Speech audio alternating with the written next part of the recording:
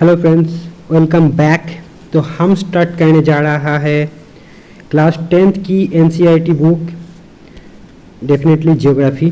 तो हम इंडिया के जो पार्ट 2 है वो हम पढ़ेंगे। कंटेम्प्रेरी इंडिया 2 बुक का नेम ये है और ये क्लास 10th का है। तो चलिए देख लेते हैं क्या क्या चैप्टर रहने वाला है, मतलब कंटेंट क्या क्या है। कंटेम्प्रेरी इंडिया पार्ट 1 हमने पढ़ा है, जहाँ पर फिजिकल फीचर्स, ड्रेनेज, क्लाइमेट, ये सारी चीज़ें था। और यहाँ पर क्या है देख लेते हैं। तो देखो, रिसोर्स एंड डेवलपमेंट, तो ये बेसिकली ह्यूमन पार्ट को कंसिडर करेगा इंडिया का।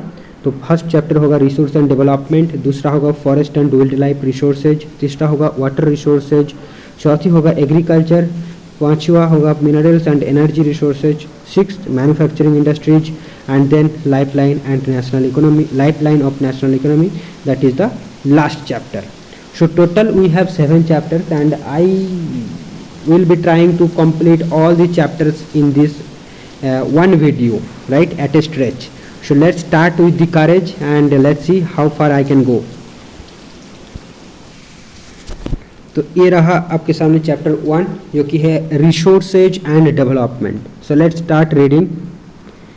Everything available in our environment which can be used to satisfy our needs provided it is technologically accessible, economically feasible and culturally acceptable can be termed as resource। तो resource क्या होता है, उसके पहले questions पूछा गया था। अगर आप पढ़ना चाहते हो तो मैं बता देता हूँ कि can you identify and name the various items used in making life comfortable in our villages and towns, list the items and name the material used in their making. Okay, so पहले हमने definition पढ़ा resource क्या होता है। तो everything available in our environment which can be used to satisfy our needs provided it is technologically accessible, economically feasible and culturally acceptable. तो every resources has 3 characteristics. What is that? That is satisfy our needs provided, plus it has to be accessible, feasible, economically feasible and acceptable. That can be then only then that can be termed as a resource. तो ये कुछ criterias था इनका कि resource तो useful होना ही है, but उसके बाद भी बिसाइड्स दैट 3 क्राइटेरिया और है कि ये एक्सेसिबल होगा, फिजिबल होगा एंड एक्सेप्टेबल होगा। ठीक, अब देखो रिसोर्स की ये क्लासिफिकेशन ऑफ रिसोर्सेज यहाँ पर दिया हुआ है। ठीक है, तो हम देखेंगे उसको। उसके पहले ये पढ़ लेते हैं कि the process of transformation of things available in our environment involves an interactive relationship between nature, technology and institutions. Human beings interact with nature through technology and create institutions to accelerate their economic development. Do you think that resources are free gifts of nature as is assumed by many? They are not. Resources are a function of human activities. Human beings themselves are essential components of resources. They transform material available in our environment into resources and use them. These resources can be classified in the following ways: on the basis of origin, biotic and abiotic; on the basis of exhaustibility, renewable and non-renewable; on the basis of ownership, individual, community, national and international; and on the basis of status of development, that is potential, developed, stocked and reserved. तो यही जो है यहाँ पर दिया हुआ है। फिर से देखो, रिसोर्सेज नेचुरल एंड ह्यूमन हो गया। रिन्यूएबल, नेचुरल को 2 पार्ट में डिवाइड कर सकते हैं, renewable and non renewable. Renewable को हम कॉन्टीन्यूअस और फ्लो में डिवाइड कर सकते हैं, और दूसरा हो गया बायोलॉजिकल में। एंड कॉन्टीन्यूअस और फ्लो एनर्जी का एग्जांपल हो गया विंड, वाटर। बायोलॉजिकल रिसोर्सेज को हम 2 types of can be divided into 2 types, that is natural vegetation, forest and wild life. अब नॉन रिन्यूएबल को भी 2 हिस्सों में बांट सकते हैं। एक हो गया recyclable and non recyclable. Recyclable means that is example metals and non recyclable is fossil fuels. अब human resources 2 types, that is structures and institutions and quantity and quality. Okay, now development of resources, कैसे develop किया जाता है resource को। तो resources are vital for human survival as well as for maintaining the quality of life. It was believed that resources are free gifts of nature. As a result, human beings used them indiscriminately, and this has led to the following major problems: depletion of resources for satisfying the greed of a few individuals, accumulation of resources in few hands, which in turn divided the society into 2 segments, that is haves and have-nots, or rich and poor. Number 3, indiscriminate exploitation of resources has led to global ecological crises such as global warming, ozone layer depletion, environmental pollution and land degradation. Right? An equitable distribution of resources has become essential for a sustained quality of life and global peace. If the present trend of resource depletion by a few individuals and countries continues, the future of our planet is in danger. Therefore, resource planning is essential for sustainable existence of all forms of life. Sustainable existence is a component of sustainable development. Okay. So, what is sustainable development? Sustainable economic development means development should take place without damaging the environment, and development in the present should not compromise with the needs of the future generations. Rio de Janeiro Earth Summit 1992. In June 1992, more than 100 heads of states met in Rio de Janeiro in Brazil for the first International Earth Summit. The summit was convened for addressing urgent problems of environmental protection and socio-economic development at the global level. The assembled leaders signed the Declaration on Global Climatic Change and Biological Diversity. The Rio Convention endorsed the Global Forest Principles and adopted Agenda 21 for achieving sustainable development in the 21st century. Agenda 21 कब develop किया गया था? तब 1992 में जब अर्थ summit हुआ था तब. Okay, now it is the declaration signed by world leaders in 1992 at the United Nations Conference on Environment and Development, which took place at Rio de Janeiro, Brazil. It aims at achieving global sustainable development. It is an agenda to combat environmental damage, poverty, disease through global cooperation on common interest, mutual needs and shared responsibilities. One major objective of the Agenda 21 is that every local government should draw its own local Agenda 21. Now resource planning. तो ये देखो basic C concept यहाँ पर दिया जा रहा है. Planning is the widely accepted strategy for judicious use of resources. It has importance in a country like India, which has enormous diversity in the availability of resources. और ये understanding बहुत बहुत ज़रूरी है अगर आप यूपीएससी लेवल की preparation करने जाओगे तो. So it has importance in a country like India definitely. There are regions which are rich in certain types of resources but are deficient in some other resources. There are some regions which can be considered self-sufficient in terms of the availability of resources, and there are some regions which have acute shortage of some vital resources.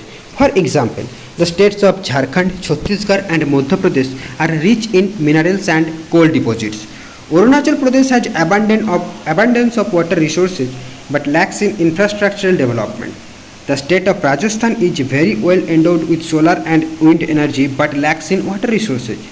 The cold desert of Ladakh is relatively isolated from the rest of the country. It has very rich cultural heritage but it is deficient in water, infrastructure and some vital minerals. This calls for balanced resource planning at the national, state, regional and local levels.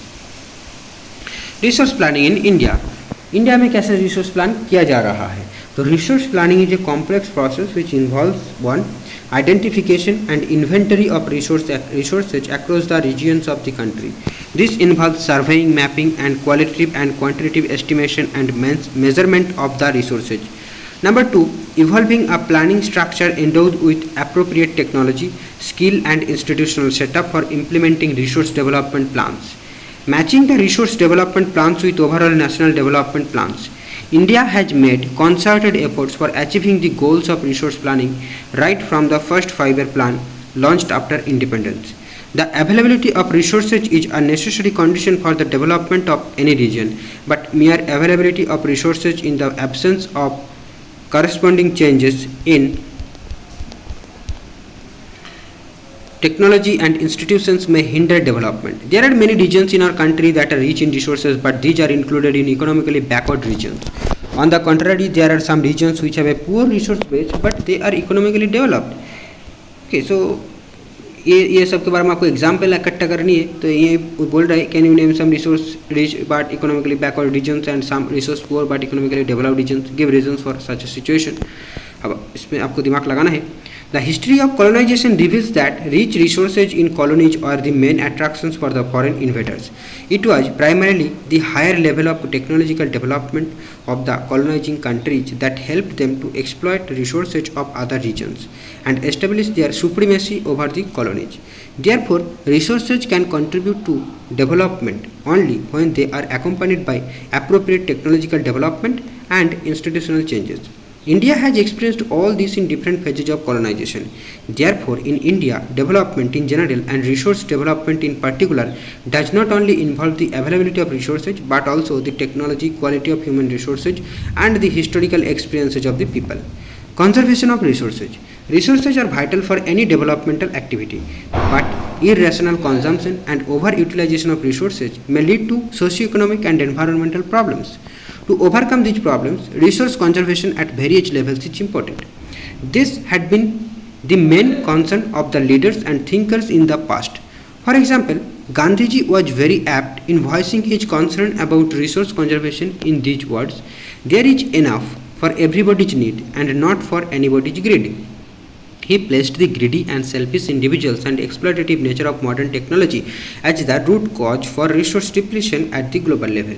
He was against mass production and wanted to replace it with the production by the masses. At the international level, the Club of Rome advocated resource conservation for the first time in a more systematic way in 1968. Subsequently, in 1974, Gandhian philosophy was once again presented by Schumacher in his book "Small is Beautiful." तो ये किसने लिखा है? Schumacher.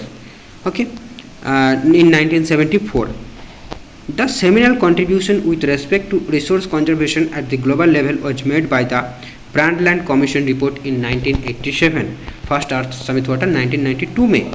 This report introduced the concept of sustainable development and advocated it as a means for resource conservation, which was subsequently published in a book entitled Our Common Future.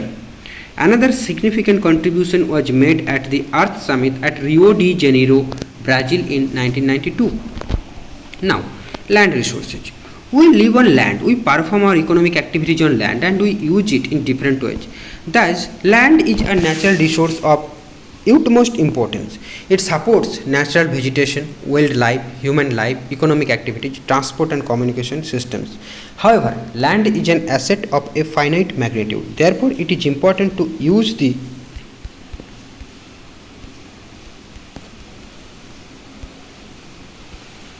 तो ये देखो एक diagram जो है इसे पाई चार्ट बोलते हैं. Land and important relief features. तो प्लेन सबसे ज़्यादा है हमारा इंडिया में, उसके बाद आता है माउंटेन्स, देन आता है प्लेन्स. ठीक है, 43, 30 and mountains and then plateaus. Sorry, plain, mountains and plateaus 43, then 30 and then 27%. हाँ, तो हमने कहा थे कि it is important to use the available land for various purposes with careful planning. India has land under a variety of relief features, namely mountains, plateaus, plains and islands. About 43% of the land area is plain, which provides facilities for agriculture and industry. Mountains account for 30% of the total surface area of the country and ensure perennial flow of some rivers, provide facilities for tourism and ecological aspects. About 27% of the area of the country is the plateau region. It possesses rich reserves of minerals, fossil fuels and forests. Now, land utilization. Land resources are used for the following purposes: forest, land not available for cultivation, that is barren and wasteland, and then land put to non-agricultural uses like buildings, roads, factories, etc. Other uncultivated land excluding fallow land, permanent pastures and grazing land, land under miscellaneous tree crops, groves not included in not sown area. Cultivable wasteland left uncultivated for more than 5 agricultural years, fallow lands, current fallow left without cultivation for 1 or less than 1 agricultural year, other than current fallow that is left uncultivated for the past 1 to 5 agricultural years. Net sown area, the physical extent of land on which crops are sown harvested is known as net sown area. Area sown more than once in an agricultural year plus net sown area is known as gross cropped area. तो ये कुछ concept से आपको समझना है कि gross cropped area क्या है, नेट क्रॉप्ड एरिया क्या है, ठीक है। तो ग्रॉस क्रॉप्ड एरिया क्या है, net sown area is the physical extent of land on which crops are sown harvested. Okay, crops are sown harvested is known as the net sown area, and area sown more than once in a agricultural year plus net sown area is known as gross cropped area.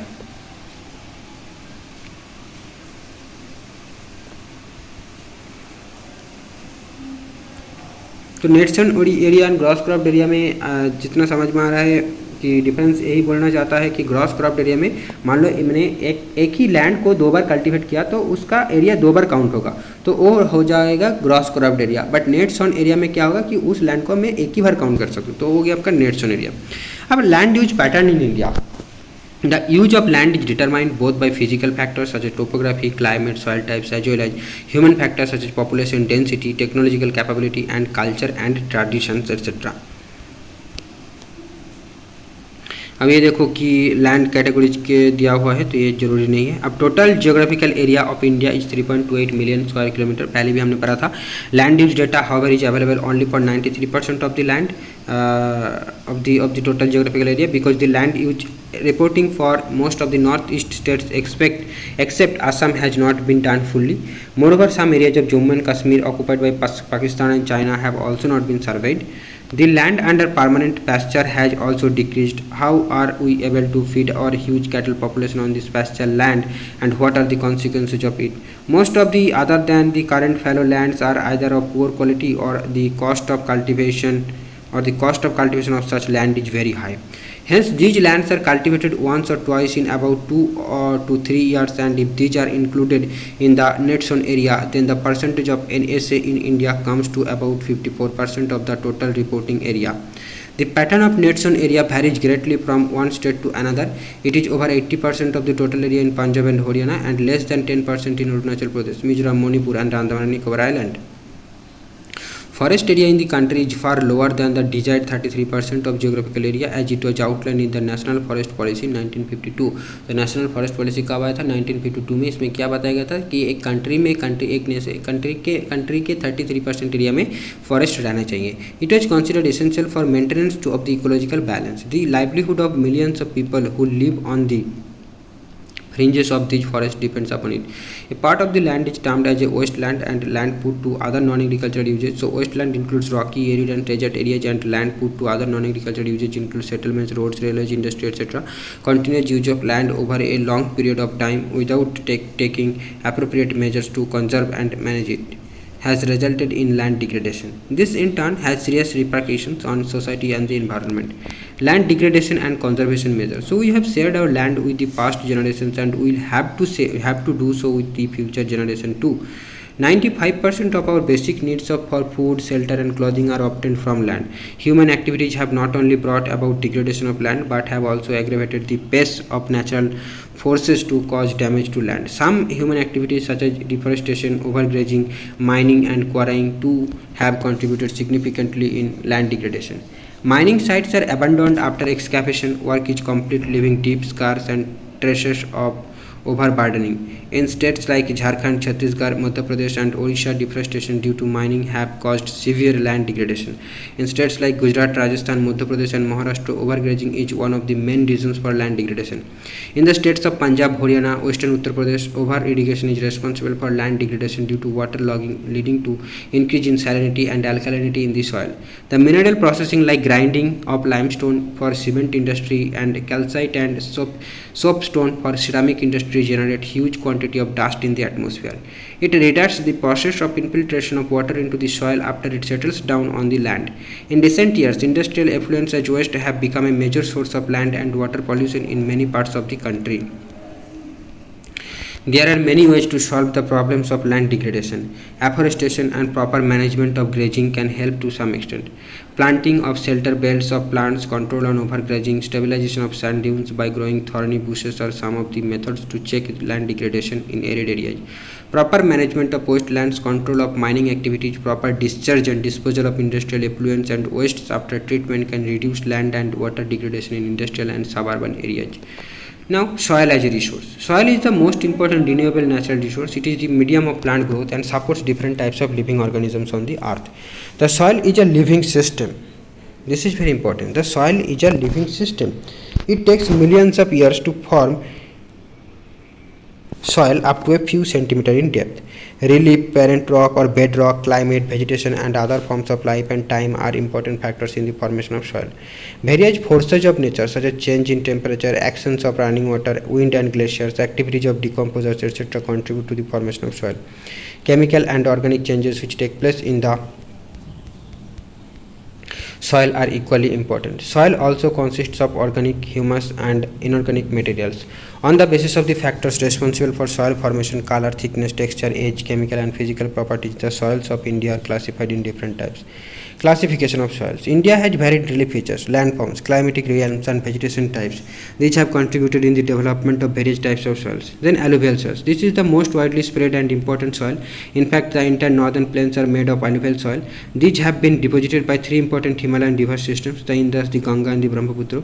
These soils also extend in Rajasthan and Gujarat through a narrow corridor. Alluvial soil is also found in the eastern coastal plains, particularly in the deltas of the Mahanadi, the Godavari, the Krishna and the Kaveri rivers. The alluvial soil consists of various properties of sand, silt and clay. As we move inland towards the river valley, soil particles appear somewhat bigger in size. In the upper reaches of the river valley, that is near the place of the break of slope, the soils are coarse. Such soils are more common in Piedmont plains such as Dours, Chos and Terai. Apart from the size of their grains or components, soils are also described on the basis of their age. According to their age, alluvial soils can be classified as old alluvial, that is called Banjar, and new alluvial, that is called Khadar. The Banjar soil has higher concentration of kankar nodules than the Khadar. It has more fine particles and is more fertile than the Banjar. Khadar is more fertile than Banjar. Alluvial soils as a whole are very fertile. Mostly these soils contain adequate proportion of potash, phosphoric acid and lime, which are ideal for the growth of sugarcane, paddy, wheat and other cereal and pulse crops. Due to its high fertility, regions of alluvial soils are intensively cultivated and densely populated. Soils in the drier areas are more alkaline and can be productive after proper treatment and irrigation. Black soil. These soils are black in color and are also known as regur soils. Black soil is ideal for growing cotton and is also known as black cotton soil. It is believed that climatic condition along with the parent rock material are the important factors for the formation of black soil. This type of soil is typical of the Deccan Trap basalt region spread over northwest Deccan Plateau and is made up of lava flows. They cover the plateaus of Maharashtra, Saurashtra, Malabar, Madhya Pradesh and Chhattisgarh and extend in the southeast direction along the Godavari and the Krishna valleys. The black soils are made up of extremely fine clayey material. They are well known for their capacity to hold moisture. In addition, they are rich in soil nutrients such as calcium, carbonate, magnesium, potash and lime. These तो ये soil distribution दिखाया गया है कि कहाँ कहाँ कौन कौन सी सॉइल आपको मिल रहा है. तो ये मैप आप अच्छे से देख सकते हो. ठीक है, इस पीडीएफ को डाउनलोड करके. और बाकी हम पढ़ते हैं. Soils are generally poor in phosphoric contents. कौन सी soil poor in phosphoric content है ना, जो ब्लैक सॉइल है ये lower in phosphoric contents. They develop deep cracks during hot weather which helps in the proper aeration of the soil. These soils are sticky when wet and difficult to work on unless tilled immediately after the first shower or during the pre-monsoon period. Red and yellow soil. So red soil develops on crystalline igneous rocks in areas of low rainfall in the eastern and southern parts of the Deccan Plateau. Yellow and red soils are also found in parts of Odisha, Chhattisgarh, southern parts of the middle Ganga plain and along the Piedmont zone of the western Ghats. These soils develop a reddish color due to diffusion of iron in crystalline and metamorphic rocks. It looks yellow when it occurs in a hydrated form. Laterite soil. So laterite has been derived from the Latin word later, which means brick. The laterite soil develops under tropical and subtropical climate with alternate wet and dry season. This soil is the result of intense leaching due to heavy rain. Lateritic soils are mostly deep to very deep, acidic, generally deficient in plant nutrients and occur mostly in southern states, western Ghats region of Maharashtra, Odisha, some parts of West Bengal and northeast regions. Where these soils support deciduous and evergreen forest, it is humus rich, but under sparse vegetation and in semi-arid environment, it is generally humus poor. They are prone to erosion and degradation due to their position on the landscape. After adopting appropriate soil conservation techniques, particularly in the hilly areas of Karnataka, Kerala and Tamil Nadu, this soil is very useful for growing tea and coffee. So red laterite soil in Tamil Nadu, Andhra Pradesh and Kerala are most suitable for crops like cashew nut. Arid soils. Arid soils range from red to brown in color. They are generally sandy in texture and saline in nature. In some areas, the salt content is very high and common salt is obtained by evaporating the water. Due to the dry climate, high temperature, evaporation is faster and the soil lacks humus and moisture. The lower horizons of the soil are occupied by kankar because of the increasing calcium content downwards. The kankar layer formations in the bottom horizons restrict the infiltration of water. After proper irrigation, these soils become cultivable, as has been in the case of western Rajasthan. Forest soil. So these soils are found in the hilly and mountainous areas where sufficient rainforests are available. The soil's texture varies according to the mountain environment where they are formed. They are loamy and silty in valley sides and coarse grained in the upper slopes in the snow-covered areas of Himalayas. These soils experience denudation and are acidic with low humus content. The soils found in the lower parts of the valleys, particularly on the river traces and alluvial fans, are fertile. Soil erosion and soil conservation. The denudation of the soil cover and subsequent washing down is described as soil erosion. The processes of soil formation and erosion go on simultaneously, and generally there is a balance between the two. Sometimes this balance is disturbed due to human activity like deforestation, overgrazing, construction and mining, etc. While natural forces like wind, glacier and water lead to soil erosion, the running water cuts through the clayey soils and makes deep channels as gullies. The land becomes unfit for cultivation and is known as bad land. In the Chambal Basin, such lands are called ravines. Sometimes water flows as a sheet over large areas down a slope. In such cases, the top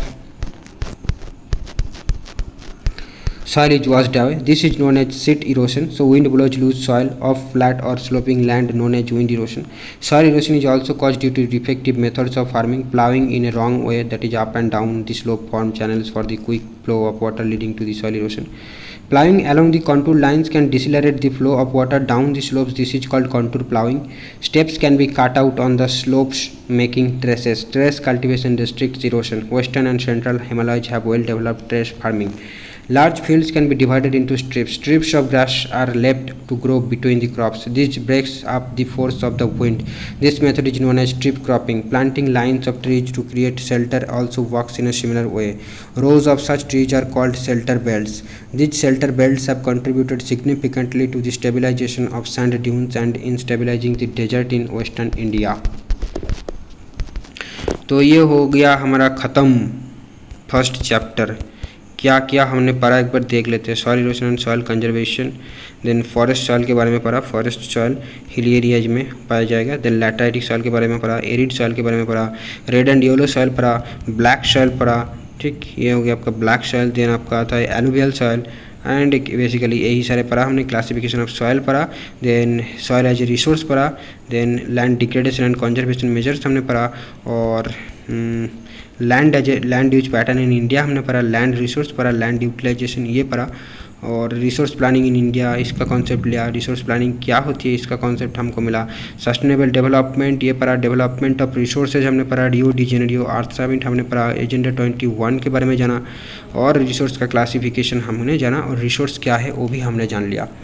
तो इतने सारी चीज़ें इस chapter में है. आप ज़रूर इसमें फिर से जब रिवाइज करोगे तब नोट करना चाहिए आपको. फर्स्ट टाइम में आपको नोट नहीं करना चाहिए, ठीक है, क्योंकि चीज़ें थोड़ी डिटेल होने जा रहा है, चीज़ें थोड़ी कठिन होने जा रहा है.